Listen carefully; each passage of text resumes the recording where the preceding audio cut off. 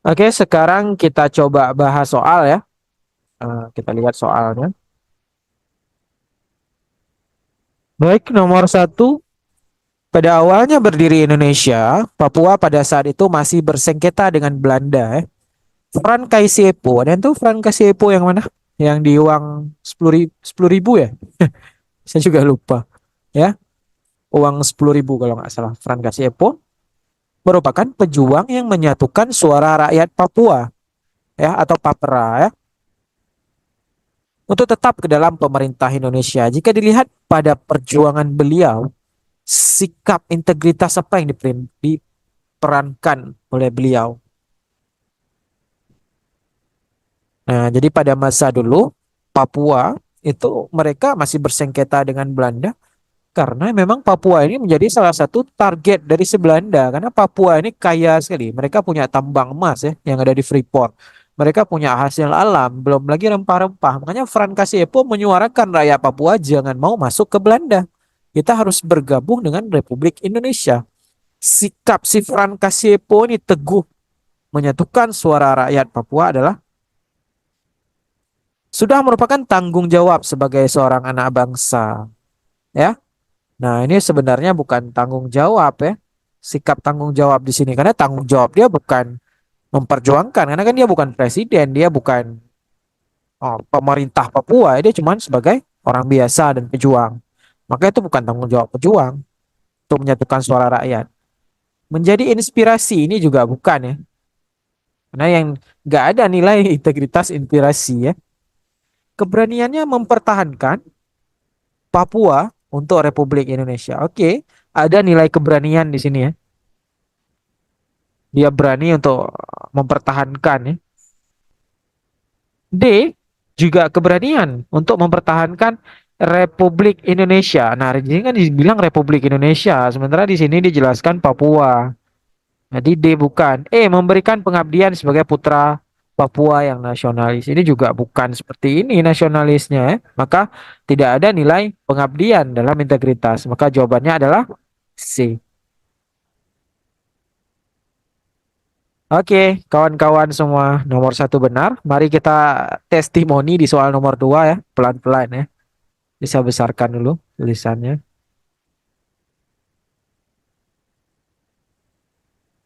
Pada suatu kasus yang mendalam, Anda dihadapkan pada hal yang sulit, di mana Anda ditugaskan untuk bertugas ke wilayah yang sama penuh konflik dan siap menerima risiko yang dihadapi.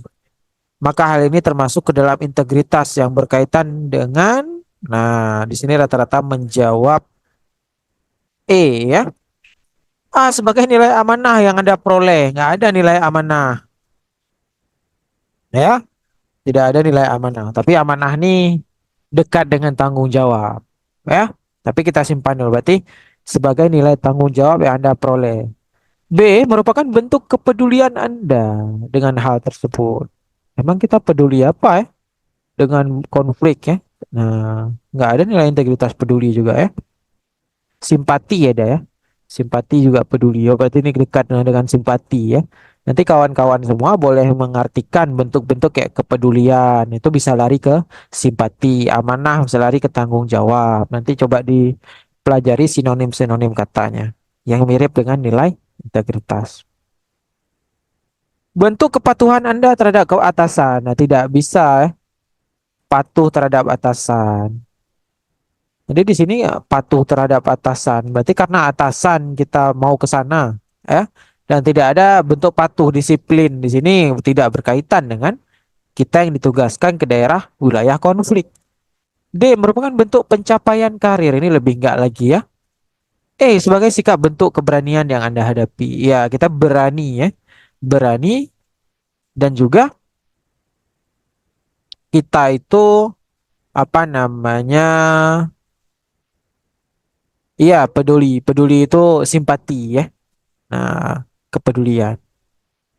Oke, mirip-mirip dengan simpati. Oke, karena kita berani, kita tidak takut dengan resiko, makanya kita berani dan siap menerima ditempatkan ke daerah konflik. Seperti juga nanti dengan kawan-kawan mungkin ketika lulus CPNS akan ditempatkan ke daerah-daerah pedalaman mungkin, daerah Papua, seluruh Indonesia, maka kita harus mengambil resiko dengan keberanian. Maka jawabannya adalah I. Nomor tiga ya. Perilaku demokratis diharapkan tercipta dalam kehidupan bermasyarakat, berbangsa, dan bernegara seperti dewasa ini atau saat ini. Pengertian sikap demokratis secara sederhana adalah A. Menerima dan mengajukan pendapat dengan cara manusiawi. B. Mendengar, oke, ini kita simpan ya. B. Mendengar dan menerima pendapat orang berdasarkan latar belakang. Mendengar dan menerima pendapat orang. Enggak juga ya, karena nggak bisa kita lihat latar belakangnya.